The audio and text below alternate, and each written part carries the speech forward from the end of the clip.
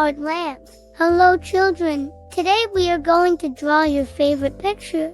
So like good kids, watch this video until the end. I love you all.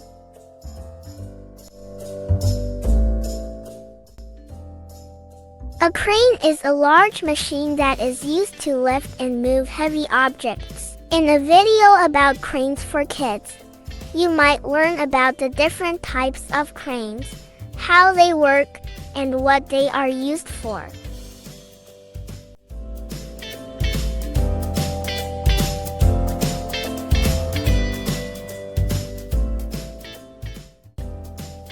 One type of crane is called a tower crane, which is often used on construction sites to lift and move materials to different levels of a building. Another type of crane is called a mobile crane, which can be transported to different locations and is often used for heavy lifting in industries like